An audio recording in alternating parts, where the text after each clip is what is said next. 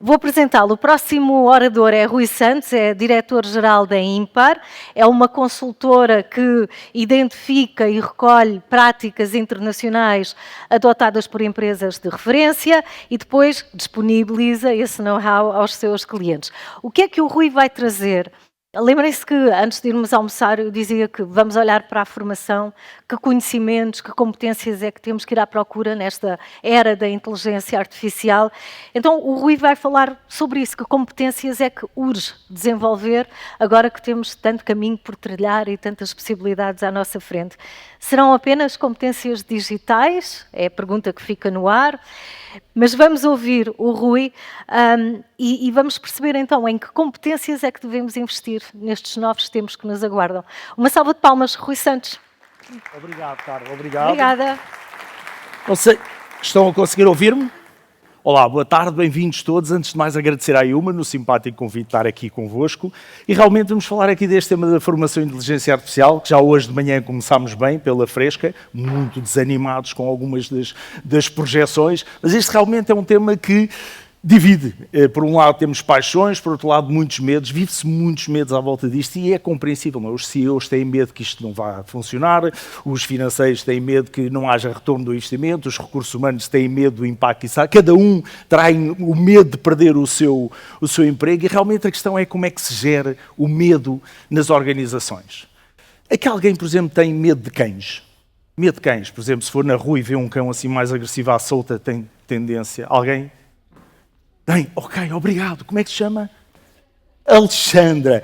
Alexandra, e adianta-lhe alguma coisa dizer? Alexandra, não tenha medo. Ele não faz mal. Ele é um matador, não faz mal. Alexandra, adianta alguma coisa dizer-lhe isto? Não. Porque realmente a questão é exatamente essa. O medo não se gera dizendo às pessoas não tenham medo, vai correr tudo bem. Realmente os medos enfrentam-se, e nomeadamente com transparência, com verdade e com realismo e pragmatismo. É preciso conhecer o que é que aí vem e depois prepararmos para o que possam vir a ser as soluções. E é basicamente sobre isso que nós aqui vamos falar. Por isso, muito rapidamente, nós somos uma empresa de consultoria e formação, especializada nesta área de relacionamento com clientes. Não vos vou amassar muito sobre isto, entrar já aqui no nosso tema. A formação. Quem é que tem a convicção de que a inteligência artificial vai eliminar a necessidade de formação? Quem é que acha que a inteligência artificial vai incrementar a necessidade de formação? Epá, obrigado. Se não votassem, íamos já embora e dizer, pronto, então não estou aqui a fazer nada. Muito obrigado. Então, para ilustrar isto, eu vou-vos falar basicamente de hambúrgueres e depois revelar o que é que este número de 87 quer dizer. Começando pelos hambúrgueres. Há uma cadeia internacional muito conhecida nossa de hambúrgueres aqui em Portugal, que já há muitos anos, esta parte não só em Portugal, mas por esse mundo fora, começou a colocar umas máquinas nos restaurantes, certamente já devem ter reparado, entram no restaurante e têm a possibilidade de ir para a máquina escolher o vosso hambúrguer. E a convicção deles é que as pessoas só iriam escolher o hambúrguer na máquina se tivesse muitas pessoas na fila. E de repente começaram a constatar que já havia filas para as máquinas, mesmo que não tivesse ninguém a ser atendido pessoalmente. E a curiosidade foi, o que é que se estará a passar? E tentaram perceber isso, investigar isso. E sabem quais é que foram as palavras que surgiram da parte dos clientes, o porquê de ir para a máquina quando estão ali pessoas tão simpáticas? Palavras tão simples como, a máquina não me julga. Por isso, se eu entrar no restaurante e não saber lá muito bem o que é que quero, eu sinto muito mais à vontade para estar ali à frente, do que ter este comportamento à frente de um ser humano. Porque eu à frente de um ser humano, se calhar estou a pensar, olha, eu não sei o que é que quero. Mas se calhar devia, não é que eu estou aqui a empatar esta gente toda. E este juízo é uma coisa que a máquina nos poupa. Por isso, há realmente uma predisposição muito grande dos seres humanos até para ter um atendimento automatizado com a máquina. E não é surpresa. Quantos de vós é que preferem ir a um balcão de um banco levantar dinheiro se o puderem fazer uma caixa multibanco? Ou quantos de vós é que preferem ir ao balcão do banco fazer um pagamento ou uma transferência se o puderem fazer no vosso telemóvel? Por isso, é claro que já há muito tempo esta parte existe esta predisposição. O que nos leva aqui a questão é perceber se isto é um comportamento excepcional ou não. E é aí que surge esta segunda estatística. O que é que isto diz? 87% das pessoas hoje em dia, quando precisam de algo, tendem a primeiro pesquisar na internet antes de se dirigir, digamos assim, a um contact center ou a uma loja. E esta alteração de comportamento dos clientes, que é recente, eu devo dizer que esta estatística mudou em 2014, está agora a fazer 10 anos, quando este tema era medido por esta empresa, e se fazia esta pergunta, qual é que é o primeiro canal que recorre, até 2014, os canais tradicionais eram as primeiras escolhas. Por isso é há 10 anos que nós estamos a viver esta realidade. Mas esta realidade tem um impacto muito grande e muito significativo nas nossas organizações, que impacta no nosso tema. Desde logo, uma das primeiras curiosidades é quais é que são as preferências dos clientes? Muitas vezes nós temos a convicção de que, à partida, as pessoas vão querer falar com máquinas se for para coisas simples, obter informação, fazer pequenas transações, etc, etc. Pelo menos era essa a minha convicção. E esta estatística que eu vou partilhar convosco quase que dava essa indicação, porque, em primeiro lugar, o que é que você, cliente, se imaginaria no futuro a fazer com o bot? O que aparece em primeiro lugar é, bem, ter informações rápidas e operações simples. Agora vejam, em segundo lugar, resolver problemas complexos. Então, não era por isso que nós aqui estávamos, nós os humanos, não éramos para esta parte das coisas complexas. Bem, o que isto revela é que os nossos clientes não têm propriamente nenhuma preferência. O que eles têm, basicamente, é, o cliente tem uma necessidade e precisa de uma solução. O que é que os clientes não querem? Complicações. Por isso, eles não vão aderir a uma máquina ou uma app se ela for complicada, se ela não for intuitiva. E nesse aspecto eles são muito exigentes. O cliente faz 2 tentativas, aquilo não funciona, ou pelo menos ele não consegue descobrir como é que funciona, até pode estar lá toda a funcionalidade, mas se não for intuitivo, ele desiste. E depois vai dar uma trabalheira louca para voltar a convencê-lo a lá ir. Mas se as coisas funcionarem, ele não tem nenhuma necessidade à partida de dizer não, eu isto faço questão que seja com um ser humano. Por isso, isto eu acho que é particularmente interessante, pelo menos para mim foi, uau, eu não estava à espera destes dados, mas isto realmente obriga-nos a refletir então qual é que é o perfil de colaboradores que nós precisamos ter nas nossas organizações e, espero que o painel logo a seguir também desenvolva esse tema, quais é que são as lideranças que nós precisamos ter, porque isto tem de estar obviamente tudo ligado. A verdade é que antes, os clientes ligavam essencialmente para obter informações básicas sobre os produtos. Esta era a reação normal até 2014. Uma empresa lançava um produto novo, temos um novo PPR. Isto deve ser muito interessante, então vou ligar para lá. E o ligar para lá era para pedir informações normais. Essa já não é a nossa realidade.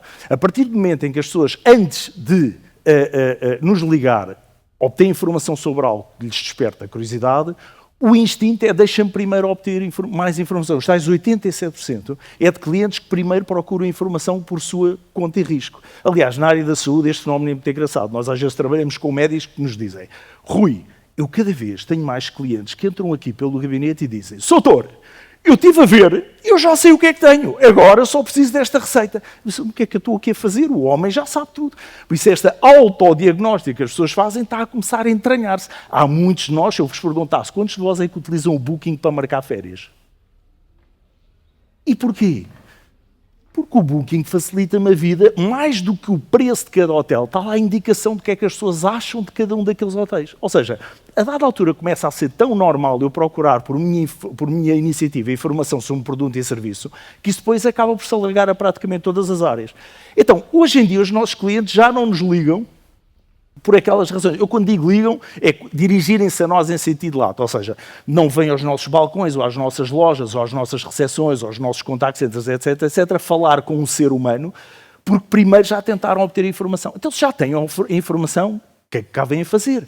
A verdade é que passamos a ter 3 novos tipos de contacto. Passamos a ter clientes que cada vez mais nos procuram, primeiro, para confirmar se a informação que eles já consultaram está correta ou não. Isto é um fenómeno curioso, mas isto ajuda a desmistificar uma ideia de que, hoje em dia, os clientes têm cada vez mais informação. Verdade. Os clientes estão cada vez mais informados. Não é bem a mesma coisa, porque ter mais informação, em muitos casos, ainda gera mais angústia, mais dúvida. Eu não sou especialista em seguros. Se houvesse um, era ótimo. Mas se eu chegar à conclusão que para a minha necessidade existem 20, eu a dada altura eu não sei qual é que é o melhor para mim. E por isso começo a sentir-me baralhado. Então, aí sim começo a sentir necessidade de ter algum apoio, alguém que me entenda, alguém que me compreende, alguém que crie empatia comigo. Para quê? Porque eu vou pedir sugestões e recomendações. Muitas das nossas organizações não estão preparadas para isso, porque acham que isso os compromete. Ou seja, o que dizem é, olha, toma lá a informação e agora escolhe tu, porque assim a escolha é tua, não me responsabiliza.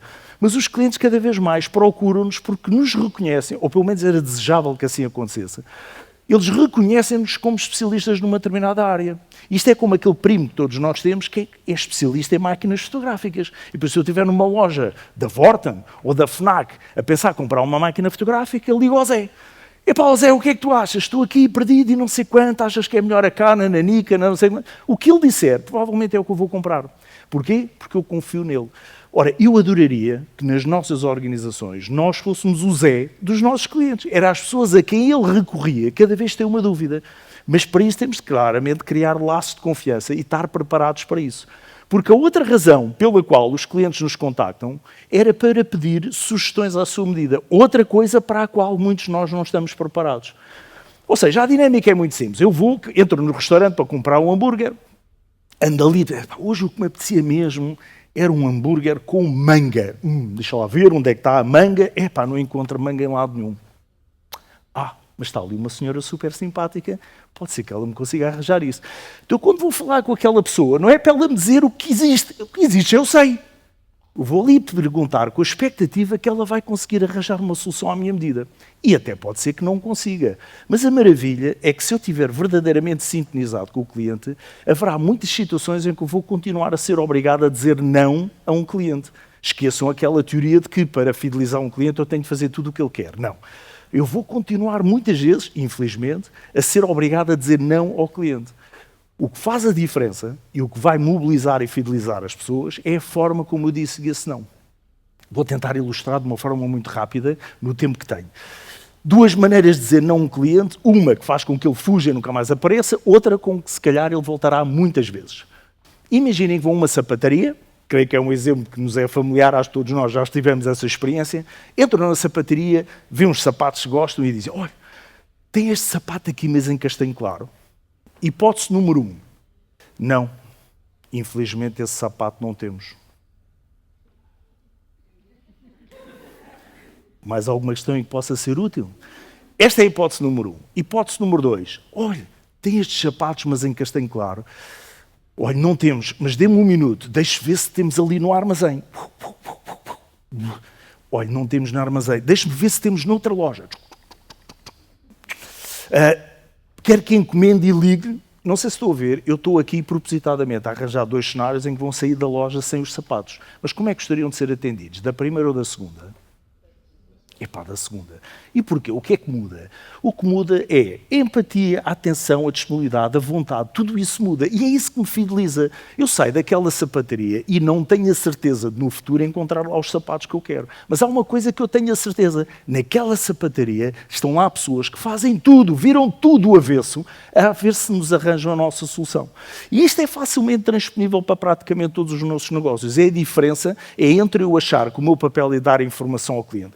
Eu não estou a enganar. Não há, pronto, está dito. Eu não espero que me penalizem pelo facto de eu ter dado uma informação que está correta, do ponto de vista técnico, que está correta. O que é que falta aqui? É toda esta componente comportamental. Ora bem, dito isso, realmente, não querendo ser injusto para o que acontecia no passado, se era para ler brochuras, para dizer as características do produto ou serviço, nós não precisávamos ter as nossas equipas de pessoas propriamente cientistas. Vi um novo PPR, parece muito interessante. Quais é que são as suas características? Senhor cliente, este nosso PPR, eu leio a brochura, tem estas características, blá, blá, blá, blá, blá. Está feito, o cliente vai-se embora satisfeito. Esta era a realidade até 2014. Hoje o cliente já sabe tudo, já foi ver tudo, consultou o nosso site, viu o nosso PPR e os outros PPRs, foi ver o da concorrência, é um especialista na matéria. Por isso, quando vem com dúvidas, nomeadamente daquela natureza, já exige um outro nível de competência. E o que é que isso significa? Significa que as novas competências que as pessoas possam ter agora são essencialmente comportamentais. Obviamente, para além da competência técnica, sentido crítico, orientação para o cliente, inteligência emocional e empatia, orientação para a solução, resolução criativa de problemas, pensamento out of the box, curiosidade e criatividade, resiliência, etc, etc, etc. Ora, no fórum seguinte, eu acho que um tema que vale a pena desenvolver é como é que se lidera equipas com estas características. Porque, no passado, até dava jeito ter pessoas que fossem essencialmente muito bons executantes e muito bons cumpridores, porque a lógica de gestão era essencialmente top-down. Eu dizia como é que as coisas deviam ser feitas e as pessoas só tinham de cumprir. E a resposta certa, quando não há produto, é dizer não. E não inventem. Basicamente é isso. Inclusivamente, eu tenho posto todo um conjunto de mecanismos de controle de qualidade para ter a certeza que as pessoas estão a fazer aquilo que lhes dissemos para elas fazerem. Mas eu agora estou à espera que as pessoas às vezes descubram hambúrgueres com mangas onde não existem mangas. Isso já existe competências diferentes. Porque se for para dizer não, eu tenho que ter cuidado da forma como digo não, mas antes de dizer não, eu devia explorar todas as alternativas. É mesmo impossível? Será que não há nenhuma manga no frigorífico? Será que não há nenhuma manga no supermercado mais ao lado? E isto tem de casar com a forma como eu incentivo as minhas pessoas. Se estas pessoas forem pagas em função, com base em critérios exclusivamente de produtividade, eles não têm incentivo nenhum a andar a perder tempo à procura de sapatos no armazém, porque eles ganham na direta proporção do número de clientes que atendem. Então, quanto mais clientes despacharem, melhor, mesmo que os clientes saiam e nunca mais voltem. Se eu quiser criar um espírito em que as pessoas sentem-se incentivadas e reconhecidas a ir para além daquilo que é obrigatório, se calhar na sua avaliação individual e na forma como eu depois as permeio, tem de ter outros indicadores para além da produtividade, como coisas tão simples quanto a satisfação do cliente, o NPS, etc, etc. Há toda uma bateria de outros indicadores que permitem, no mínimo, ajustar e equilibrar isso. Bem, o que é que isto significa? Que nós, claramente, estamos num contexto em que a inteligência artificial vai fazer com que nós, humanos, vamos ser chamados a ser cada vez mais humanos.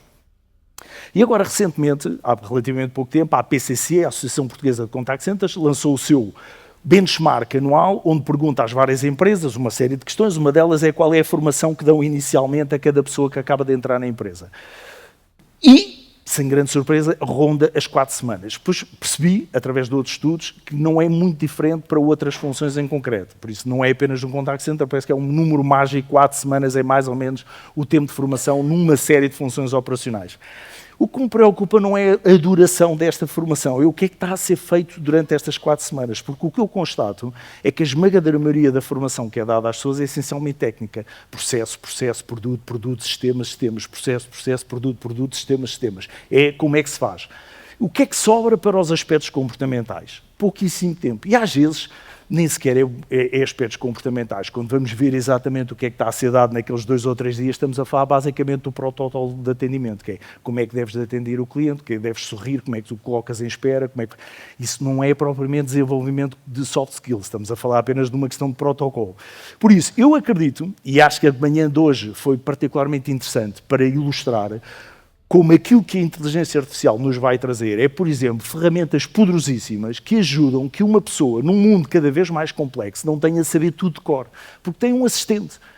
Das múltiplos projetos de inteligência artificial que estamos neste momento a ajudar os nossos clientes a implementar, uma área em particular onde eu estou a ver um impacto monumental é os assistentes virtuais. Não é assistentes que substituem o assistente de loja ou o assistente de contact center, mas sim são um auxiliar. E é fabuloso. Se tiverem a oportunidade de ver uma demonstração delas, dessas ferramentas, tenho quase a certeza absoluta que vão ficar mesmo, uau, isto já é possível hoje, porque estamos a falar de alguém que atende o telefone e enquanto está a falar com o cliente, a máquina ao lado, sem interferir, está a interpretar a conversa e está imediatamente a dar sugestões do não te esqueças de dizer isto, não te esqueças de perguntar aquilo. E, obviamente, não é uma pessoa que não perceba nada do assunto, que possa estar ali e confiar cegamente naquilo que a máquina diz, mas isto alivia brutalmente o esforço de formação que a pessoa tem de ter. Eu confesso que ainda, hoje fico surpreendido como é que as coisas evoluíram. Eu, quando era diretor de serviço de clientes da TMN, há um bom par de anos atrás, os telemóveis, no meu tempo, chamemos-lhe assim, serviam essencialmente para fazer chamadas e enviar SMS. Quantas dúvidas é que pode haver à volta disso? Não muitas. Hoje em dia, uau! Nós temos 40 milhões de modelos, cada coisa que andamos no bolso é um verdadeiro computador e estamos à espera que aquela pessoa que atende ao telefone saiba esclarecer tudo sobre qualquer aspecto, seja funcional, seja da rede, seja aplicacional, etc, etc. É claro que para estas pessoas vai ser mesmo muito, muito útil ter um assistente que lhe vai ajudando, não é substituir o know-how, mas apoiar, alargar o seu conhecimento. O que é que isso significa? Que podemos reduzir drasticamente a formação? Eu diria que deveríamos era reinventar a formação, ou seja, realmente o que isto nos dá é espaço para se calhar reduzir um bocadinho os aspectos técnicos, porque vamos ter muitas ferramentas que nos vamos ajudar nesse sentido, mas então olhar agora para a parte comportamental com a importância que ela deve merecer. Mas antes de mais temos de perceber se estamos confortáveis com isto. E a minha pergunta para vós é esta. Acham que este tipo de competências são inatas? Há pessoas que nascem com esta capacidade? Ou isto é algo que possa ser ensinado? Quem é que acha que isto é inato? E não pode ser ensinado? Quem é que acha que isto pode ser ensinado? Ok. 2 coisas. Isso obriga 2 mãos e um pé.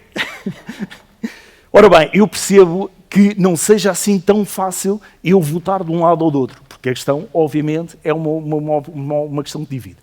Mas deixem-me só dar-vos um exemplo. Eu tenho quase a certeza que todos nós, na nossa vida, já tivemos pessoas conhecidas que eram intragáveis. Eram mesmo intragáveis. E com o passar dos anos, um dia voltámos a olhar para elas e tinham-se tornado boas pessoas. Talvez não seja a situação mais comum, mas todos nós, de certeza, já tivemos um fenómeno deste. Alguém era intragável, passado uns anos, é uma boa pessoa.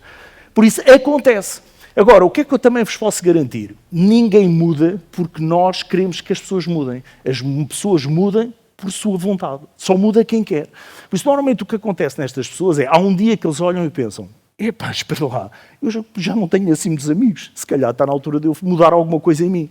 E é a pessoa que toma consciência do que está a acontecer, é uma autorreflexão, e ela toma a iniciativa de eu quero mudar. Depois pode acontecer uma coisa importante, que é pode sentir que tem todas as ferramentas ou precisa de ajuda. E é bom que nós tenhamos lá para os ajudar nessa transição. Mas não é impossível. Não é certamente com abordagens expositivas.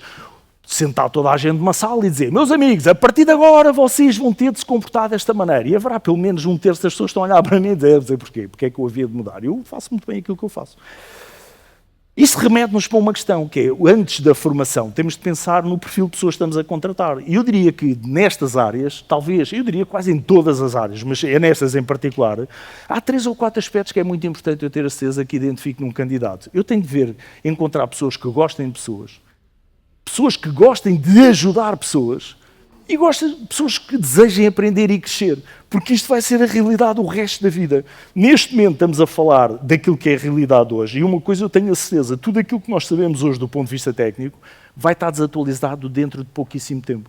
Eu tirei o curso de Engenharia no Técnico. No último dia quando o professor Tribolé nos fez a mensagem de despedida, aquilo que ele fez questão de nos dizer foi os 5 anos que vocês andaram aqui, não foi a aprender a linguagem C, ou a D, ou a F, ou Fortran, ou o que quer que seja. Vocês tiveram aqui a aprender, na certeza que dentro de 2, 3 anos as linguagens que aqui aprenderam de programação já não vos vão servir para nada. Por isso, a única coisa que vos resta, o resto da vida, é passar a vida na escola. Sempre, sempre, sempre a aprender. Mas eu tenho de ser o primeiro a querer aprender. Não é ninguém que me vai injetar as coisas pela cabeça. Vai dizer, agora tu tens de saber. Não, a pessoa tem de tomar consciência que, epá, a minha vida depende disso. Eu tenho de trabalhar nesse sentido. Não posso estar à espera que seja a empresa a dar-me formação. Não, muitas das vezes são os colaboradores que, por sua iniciativa, vão à procura da informação, procuram no YouTube da vida, inscrevem-se em cursos, tomam a iniciativa. Mas deixem-me só, então, partilhar aqui mais uma reflexão. E esta é clássica, e tenho quase a certeza que já várias vezes esta questão vos foi colocada. Imaginem que estão num processo de seleção tradicional e, tipicamente, nós estamos sempre a tentar encontrar as pessoas melhores para a nossa equipa. E estamos, pelo menos, a pesar 2 fatores, as competências técnicas e a sua atitude. Por isso, eu acho que deve ser consensual que, se não reunirem nem uma coisa nem outra, é fácil de descartar. E no mundo perfeito, nós também só contrataríamos quem fosse bom em tudo. Mas se tivessem de escolher entre o A e o B, o que é que escolheriam? Preferiam-se escolher para a vossa empresa alguém que tecnicamente é muito, muito, muito bom, muito competente, mas percebem perfeitamente que aquela atitude, é uma pessoa que mina, é uma pessoa que não evolui, é uma pessoa que se sente uma estrela, tem a mania, uma pessoa muito difícil de gerir? Ou alguém que é um entusiasta, acabou de chegar, está cheio de entusiasmo, mas não percebe muito das coisas. Por isso, tem de ser apoiado. Está cheio de energia, mas pronto, percebe-se que tem muito para aprender. Mas se tivessem de arriscar, escolhiam o A ou o B. B, não é? Pois. E é verdade. O MIT fez há uns anos atrás um estudo onde identificou que 96% dos diretores-gerais das empresas também partilham a vossa opinião. Partilham a opinião que, à partida, eu prefiro ter atitude, porque depois as pessoas elas próprias estão disponíveis para evoluir e nós estamos capazes de dar a formação técnica. O contrário, não sendo difícil, é mais difícil. Não sendo impossível, é mais difícil. E a verdade é que nós ainda ouvimos, uma das nossas áreas de atividade, para além da formação, é o controle de qualidade, onde fazemos cliente-mistério, ouvimos chamadas, etc. Dar-vos alguns exemplos de coisas que ainda ouvimos à data de hoje, mesmo com as pessoas tendo consciência destes problemas. Não percebo o que está a dizer. Assim, sempre a interromper-me, não consigo dar-lhe a informação. De facto, a minha colega errou. Devia ter-lhe dado essa informação. A culpa é da colega. A sua sugestão não é má. Se não é má, é bom. Isto é a mesma coisa que dizer, não queres ir lá à casa beber um copo? Se eu estou convidado, diz, vem lá à casa beber um copo. Tira lá o não no início da frase. Hoje já não lhe conseguimos dar uma resposta. Está a entender ou não? Se nos tivesse avisado antes, talvez pudéssemos ter feito alguma coisa. Agora, olha, meu amigo, Azarex, é a vida. Too late! Não vale a pena estar a complicar a coisa. Você é muito complicado. Aqui é só complicar. É assim. Você liga para o número geral e pede essa informação. Não vai estar agora aqui a chatear-me que eu tenho mais coisas que fazer. Sim, mas eu não tenho essa informação, não posso responder a essa questão. Está a ver? Eu sou um coitadinho, sou um desgraçado, não tenho informação, não sei, ninguém me explicou, a vida é uma desgraça. Não foi isso que eu disse. Vamos lá clarificar, hein? Não foi isso que eu disse. Lamento a situação, mas de facto a culpa não é minha, foi do departamento, eu não sei. O senhor não está a perceber nada do que eu lhe estou a dizer, hein? Seu grunho. Pá, isto está a acontecer agora, por isso, não é preciso ir muito mais para a frente, mas realmente urge desenvolver linguagem positiva e empática. E por falar em empatia, o que é empatia? A definição é fácil. Se eu perguntar numa turma o que é que para vocês é empatia, toda a gente acerta. A ideia de que isto é colocar-me nos pés do outro. Sim, é verdade. Mas será que isso é fácil? Se eu trabalhar na área da saúde e eu tiver alguém à minha frente verdadeiramente doente ou a acompanhar alguém que está verdadeiramente doente, eu faço lá a mínima ideia do que é esta coisa de me colocar nos pés do outro. Se eu estiver na área financeira, se tiver uma pessoa que perdeu o emprego e está super aflita de pagar as suas contas, o que é isto de eu me colocar nos pés do outro? Por isso, o que não é empatia, garanto-vos, é dizer a um cliente eu compreendo a sua situação. Porque disso já as pessoas estão fartas de ouvir. São frases feitas. Podem ser bem intencionadas, mas não é isso que é empatia. E empatia não é, muitas vezes, tentar exatamente criar uma distância entre o outro, mesmo que a minha intenção seja boa. Eu vou-vos dar um exemplo, não é meu, por isso respeitar os direitos de autor é de uma colega minha de profissão, mas quando eu ouvi dizer isto, eu pensei, esta imagem funciona muito bem para ilustrar isto. Não sei se aqui alguém tem filhos de 5 ou 6 anos. 7. Ok. Os que têm filhos mais velhos já passaram por esta idade. Imaginem o seguinte cenário. Imaginem, estão no centro comercial com o vosso filho. Epá, de repente, durante uns segundos, distraem-se a ver alguma coisa, o filho desaparece, quando olham não o veem. Pânico. Pânico. Logo, segundos. Entra na loja, não vejo o que se passa. Sai da loja, eu não sei o que se passa. Bem, pânico, batimento cardíaco a 1000. O que é que eu faço? Dirijo-me ao segurança. O que é que eu não quero ouvir de um segurança? Oh, minha senhora, tenha calma. Tenha calma! Então, qual tenha calma? O que eu quero é que este segurança pare o centro comercial todo, tranque as portas, dê tiros para o ar, tudo no chão, deitado de barriga para baixo. Ninguém mexe, ninguém respira. E só quando eu encontrar o meu filho é que se podem outra vez mexer. Pá, isso é o que para mim seria empatia, encontrar alguém que está no meu comprimento de onda. Não é alguém que me vem dizer para acalmar, porque isso percebe-se perfeitamente que é a pessoa que está no outro planeta, não é? Por isso, empatia corre desta coisa de colocar-se real no lugar do outro, mas tem vários níveis. Eu posso falar da empatia cognitiva, que é entender a perspectiva do outro, o que está a precisar e a forma da sua mente. Emocional, sentir o que o outro está a sentir. Uma preocupação empática, que é uma preocupação e interesse pela outra pessoa. Compaixão, angústia pelo sofrimento do outro. Tudo isto sob uma capa que é a inteligência emocional, que nos ajuda muito a compreender, a ler o que é que são as emoções do outro, a ler as minhas emoções e trabalhar nisso. Por isso, quando falamos em praticar, formar e ensinar pessoas a gerir este tema da empatia, isto treina-se. Agora, não é claramente uma metodologia pedagógica de sentar as pessoas na sala e dizer vocês, a partir de agora, têm de ser mais empáticos. Porque é muito natural que as pessoas genuinamente não tenham as ferramentas. Porque isto implica, primeira fase, autoconsciência, reconhecimento de emoções. Tudo isto tem de ser treinado, exercitado, não é teórico, é uma coisa que tem de ser experienciada. Escuta ativa, uma coisa que também tem de ser trabalhada. A ausência de julgamento. Utilizar ferramentas como o DISC, o PDA, o Enneagrama, para eu mais facilmente e mais rapidamente perceber quem é que é o meu cliente. É uma pessoa mais emocional, é uma pessoa mais racional, é uma pessoa mais pragmática. E depois ajustar o meu discurso em conformidade. Linguagem positiva também se treina. E finalmente chegamos à empatia. Agora, eu queria acreditar que, chegado a este ponto, eu diria que quase todas as pessoas nesta sala estão mais ou menos sensibilizadas que isto realmente é importante para as suas pessoas. Eu não tenho a certeza que as vossas pessoas partilhem da mesma opinião. Porquê? Porque aquilo que nós sentimos enquanto formadores na área comportamental, naturalmente são coisas como esta. Eu não preciso desta formação, ou isso é tudo muito bonito, mas é na teoria.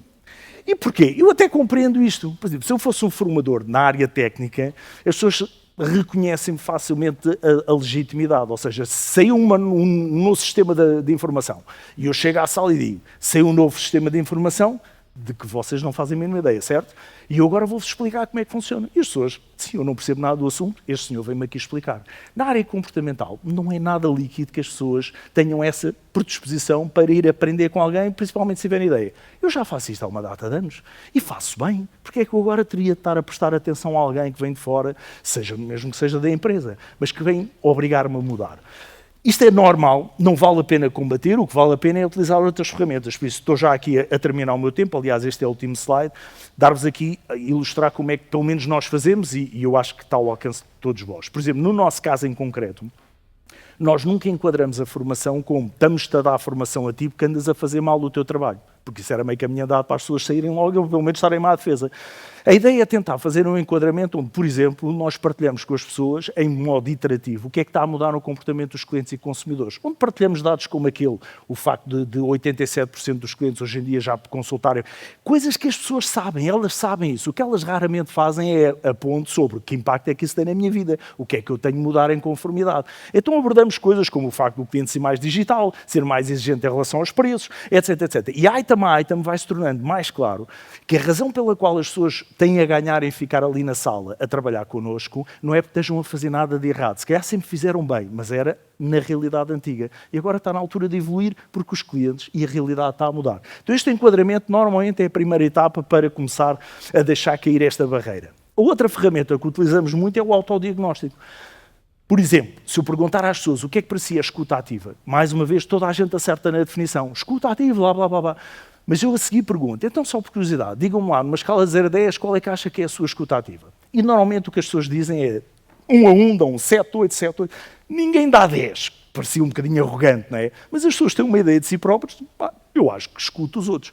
Então, do nada, sem que as pessoas estejam à espera, vamos fazer aqui um exercício rápido. E temos um teste de autodiagnóstico em que as pessoas fazem aquele teste e, regra geral, ninguém tem melhor do que 4 ou 5. Nós não queremos ver o teste, nem queremos que nos mostrem, porque o único objetivo deste exercício é a pessoa tomar consciência que afinal não é tão boa numa competência como achava. E a partir daí perceber, epá, se calhar então tenho aqui alguma coisa a aprender. A outra é, eu não preciso, isso é tudo muito bonito, mas é na teoria. Pois, então realmente nós temos grandes alternativas, não seja prática. Para isso recorremos a vários métodos, nomeadamente roleplays, simulações, e tentamos dedicar uma parte muito generosa da formação a esta componente, porque realmente só se aprende fazendo, e por isso, por mais útil que as pessoas considerem as ferramentas e as dicas e os truques, mas depois se não os praticarem, aquilo não entra no mainstream, e depois garantir que existe follow-up, ou seja, a seguir àquele primeiro momento, aquele é apenas o primeiro de uma série. Não se pode acreditar que eu vou fazer formação às minhas equipas uma vez no início do ano e pronto. E depois não temos de nos preocupar mais. Eu costumo dizer, as únicas condições que levam a que uma reunião anual de avaliação corra mal é ela ser anual. Porque quando eu só dou feedback às pessoas uma vez por ano, tem tudo para correr mal. Mas a culpa é apenas minha, porque passaram 365 anos, foram 365 oportunidades de eu ir aos bocadinhos dizendo às pessoas o que é que elas podiam ou não fazer.